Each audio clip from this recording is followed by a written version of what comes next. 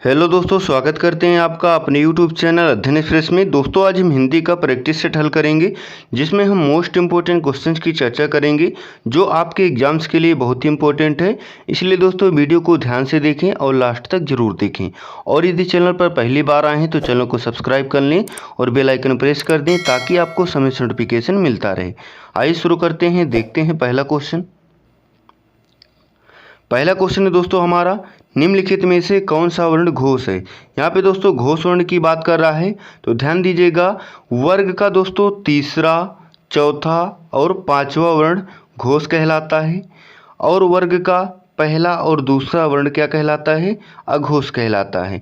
यानी दोस्तों जैसे क वर्ग के अंतर्गत का, खा, गा, घा, अंगा आते हैं, तो का और खा हमारे अघोष हो गए और गा, घा, अंगा क्या हो गए, घोष हो गए। ठीक है, इस प्रकार दोस्तों यहाँ पे दिया गया है ऑप्शंस में पा, टा, दा और फा। तो यहाँ पे दोस्तों दा वर्ण क्या है, घोष है, इसलिए ऑप्शन नंबर सी इसका करेक्ट आंसर हो जाएगा। ठीक है, अगला क्वेश्चन देखेंगे। अगला क्वेश्चन में दोस्तों पूछा गया है, निम्नलिखित में से अल्प प्राण वर्ण कौन से हैं। यहाँ पे दोस्तों अल्प प्राण की बात कर रहा है, तो ध्यान दीजिएगा। अल्प प्राण यानी अल्प का मतलब दोस्तों कम, और प्राण का अर्थ है वायु से। ठीक है, प्राण का अर्थ किससे है, वायु से है। यानी जिन वर्ण के उच्चारण में कम वायु निकलती है उन्हें अल्प प्राण कहा जाता है। ठीक है, अल्प प्राण कौन कौन से वर्ण होते हैं, तो ध्यान दीजिएगा। वर्ग का पहला, तीसरा और पांचवा वर्ण अल्प प्राण कहलाता है, तथा दूसरा और चौथा महाप्राण कहलाता है। ठीक है, इसके साथ ही दोस्तों अल्प प्राण और कौन से वर्ण होते हैं, तो ध्यान दीजिएगा। सुर होते हैं, सभी सुर क्या होते हैं, अल्प प्राण होते हैं। सभी सुर क्या होते हैं, अल्प प्राण होते हैं, और उस व्यंजन हमारे महाप्राण होते हैं। ध्यान दीजिएगा, मोस्ट इंपॉर्टेंट है। ठीक है, यहाँ पे दोस्तों राइट आंसर क्या हो जाएगा, यहाँ पे राइट आंसर हो जाएगा हमारा ऑप्शन नंबर बी, क्योंकि का और गा क्या होते हैं, अल्प प्राण होते हैं। ठीक है, अगला क्वेश्चन देखेंगे।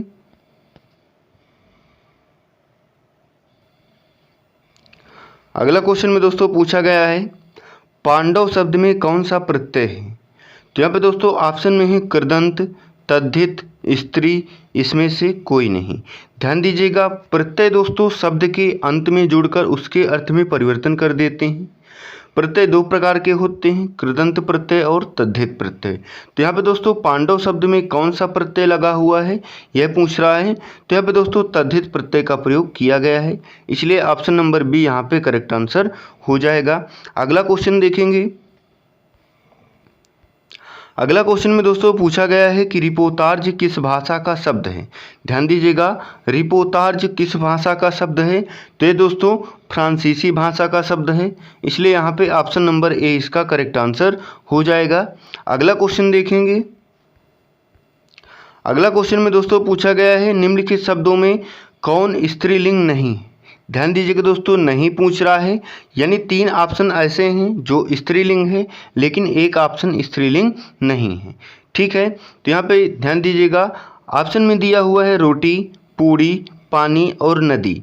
तो यहाँ पे दोस्तों इसका करेक्ट आंसर क्या हो जाएगा, करेक्ट आंसर हो जाएगा हमारा पानी, क्योंकि पानी शब्द क्या है, पुल्लिंग है, इसलिए ऑप्शन नंबर सी इसका करेक्ट आंसर हो जाएगा। यहाँ पे दोस्तों रोटी, पूड़ी, नदी ये क्या है, स्त्रीलिंग है, लेकिन पानी शब्द स्त्रीलिंग नहीं है। ठीक है, अगला क्वेश्चन देखते हैं।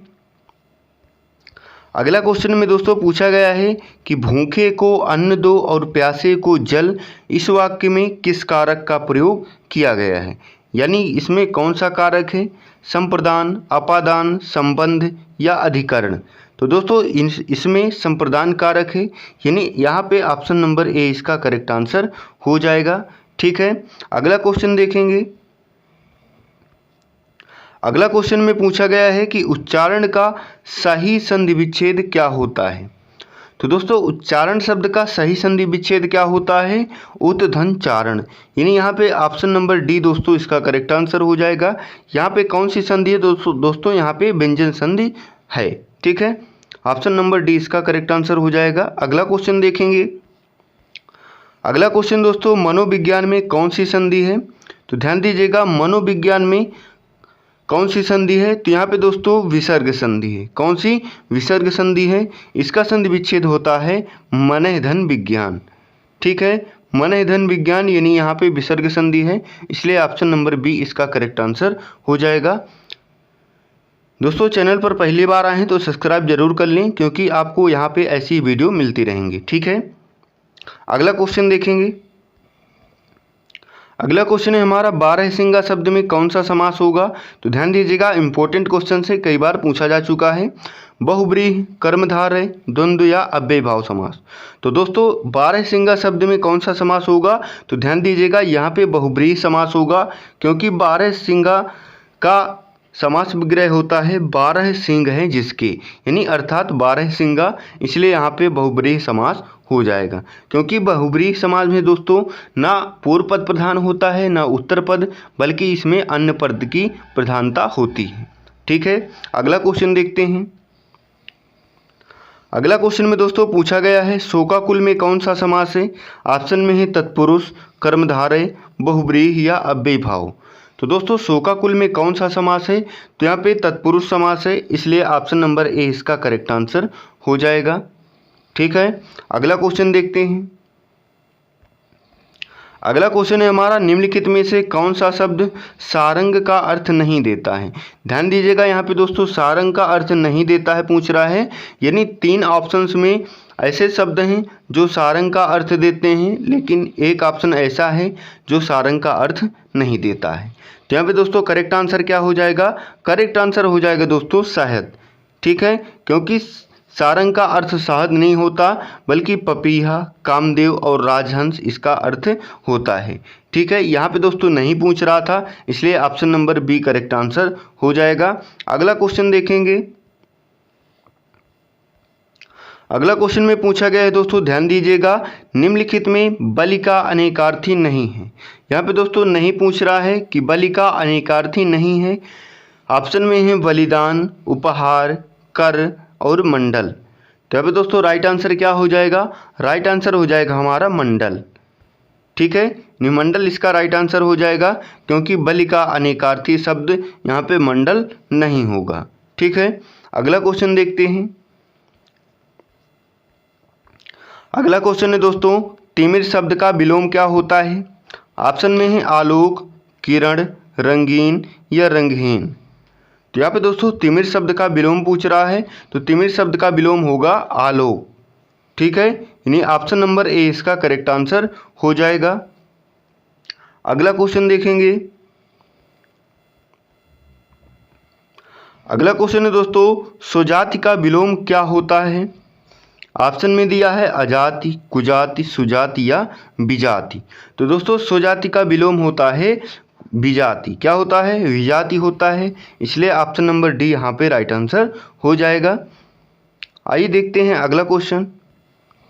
अगला क्वेश्चन में दोस्तों पूछा गया है, कौटिल्य का विलोम क्या होता है? ऑप्शन में है मार्दव, आर्जव, मृदुलता या आर्तव। तो ध्यान दीजिएगा, कौटिल्य शब्द का विलोम होता है आर्जव। क्या होता है? आर्जव होता है, इसलिए करेक्ट आंसर है ऑप्शन नंबर बी। आइए दोस्तों देखते हैं अगला क्वेश्चन। अगला में पूछा गया है कि मृगेंद्र शब्द का पर्यायवाची शब्द क्या होता है? तो दोस्तों यहाँ पे मृगेंद्र का पर्यायवाची शब्द पूछ रहा है। ऑप्शन में दिया है कुरंग, केसरी, भुजंग या तुरंग। तो दोस्तों राइट आंसर क्या हो जाएगा? राइट आंसर हो जाएगा दोस्तों केसरी, यानी ऑप्शन नंबर बी इसका राइट आंसर हो जाएगा। अगला क्वेश्चन देखेंगे। अगला क्वेश्चन में दोस्तों पूछा गया है कि षटपद का पर्यायवाची शब्द क्या होगा? तितली, भ्रमर, मकड़ी या केकड़ा। तो दोस्तों षटपद का पर्यायवाची शब्द पूछ रहा है, तो यहाँ पे ऑप्शन नंबर बी यानी भौरा यानी भ्रमर इसका राइट आंसर हो जाएगा। ठीक है, भ्रमर को षटपद कहा जाता है, इसलिए ऑप्शन नंबर बी इसका राइट आंसर हो जाएगा। अगला क्वेश्चन देखते हैं। अगला क्वेश्चन है हमारा, निम्नलिखित में से कौन सा शब्द मछली का पर्यायवाची नहीं है? यहाँ पे दोस्तों मछली का पर्यायवाची नहीं पूछ रहा है, तो यहाँ पे राइट आंसर क्या हो जाएगा? राइट आंसर हो जाएगा हमारा जलोदरी। ठीक है, क्योंकि दोस्तों मत्स्य, मीन और सफरी मछली के पर्यायवाची हैं, लेकिन जलोदरी नहीं है। इसलिए right answer option number D हो जाएगा, क्योंकि इसमें नहीं पूछ रहा था। ठीक है, अगला क्वेश्चन देखते हैं। अगला क्वेश्चन है दोस्तों, नाक का बाल होना इस मुहावरे का क्या अर्थ है। मोस्ट इंपोर्टेंट क्वेश्चन है दोस्तों, कई बार आपके एग्जाम में पूछा जा चुका है, ध्यान दीजिएगा। तो दोस्तों, नाक का बाल होना इसका अर्थ क्या होता है। इसका अर्थ होता है अधिक प्रिय होना। ठीक है, क्या होता है, इस मुहावरे का अर्थ होता है अधिक प्रिय होना। अगला क्वेश्चन देखेंगे। अगला क्वेश्चन में पूछा गया है, अपनी ढफली अपना राग, इसका क्या अर्थ होता है। ऑप्शन में दोस्तों बंदर बाट करना, संगठन का अभाव, अपना गीत गाना, इनमें से कोई नहीं। तो ध्यान दीजिएगा, अपनी ढफली अपना राग इस मुहावरे का अर्थ होता है संगठन का अभाव। क्या होता है दोस्तों, संगठन का अभाव। इसलिए राइट आंसर हो जाएगा ऑप्शन नंबर बी। अगला क्वेश्चन देखते हैं। इसमें दोस्तों पूछा गया है कि निम्नलिखित में से तद्भव शब्द का चयन करना है। तो दोस्तों, इनमें से तद्भव शब्द कौन सा है। ऑप्शन में दोस्तों सुर, निडर, गति और कमल। तो ध्यान दीजिएगा, यहाँ पे दोस्तों निडर शब्द तद्भव शब्द है, इसलिए राइट आंसर हो जाएगा ऑप्शन नंबर बी। लेकिन सुर, गति और कमल क्या है, तत्सम शब्द हैं। अगला क्वेश्चन देखते हैं। अगला क्वेश्चन में दोस्तों पूछा गया है कि नारियल शब्द का तत्सम रूप क्या होता है। ऑप्शन में है नारिकेल, नारिकेली, नारिकेल या नारिकेला।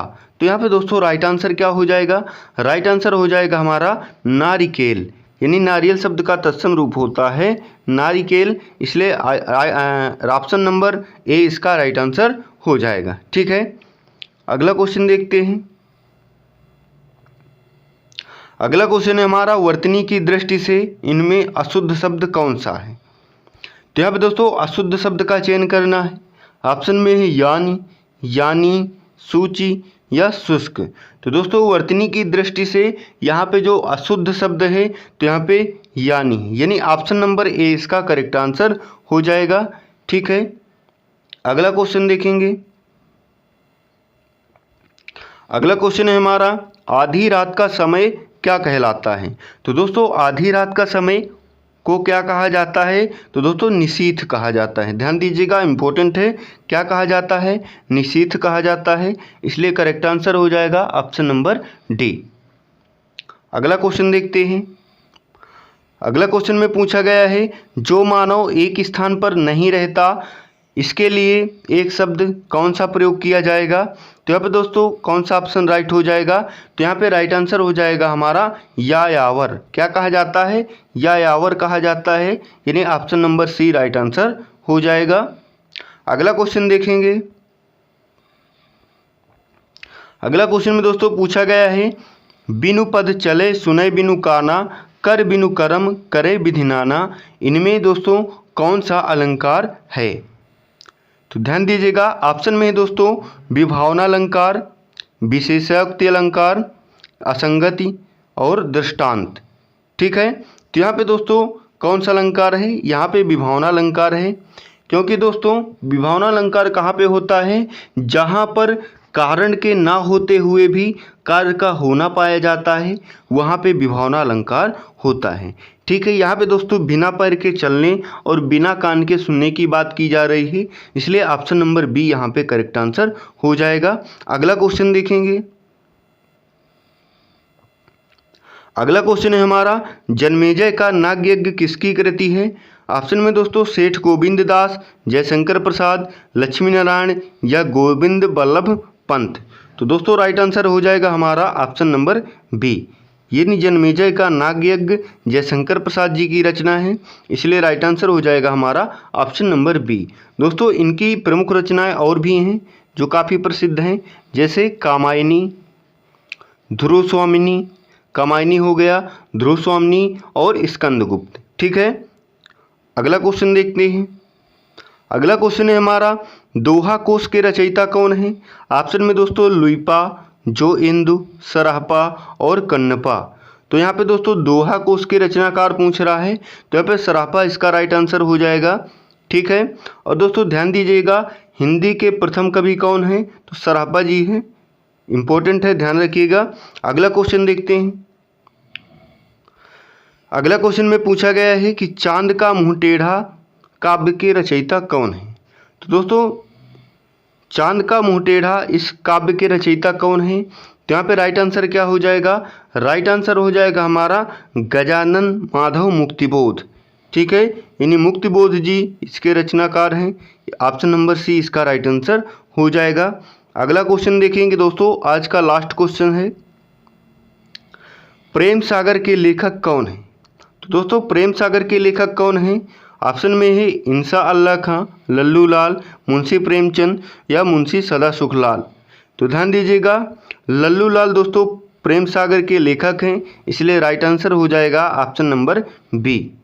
ठीक है, तो दोस्तों वीडियो आज का कैसा लगा? यदि अच्छा लगा हो तो कमेंट बॉक्स पे कमेंट जरूर करें, और यदि चैनल पर पहली बार आए हैं तो चैनल को सब्सक्राइब कर लें और बेल आइकन प्रेस कर दें ताकि आपको समय से नोटिफिकेशन मिलता रहे। ठीक है, और दोस्तों अधिक जानकारी के लिए हमारे टेलीग्राम ग्रुप से ज्वाइन कर सकते हैं, जुड़ सकते हैं। ठीक है, जहाँ पे आपको दोस्तों स्टडी मटेरियल और PDF वगैरह उपलब्ध कराई जाती हैं, जिसका लिंक हमने डिस्क्रिप्शन बॉक्स में दे दिया है, आप वहाँ से जाके सब्सक्राइब कर सकते हैं। ठीक है, मिलते हैं दोस्तों अगले वीडियो में। जय हिंद, जय भारत।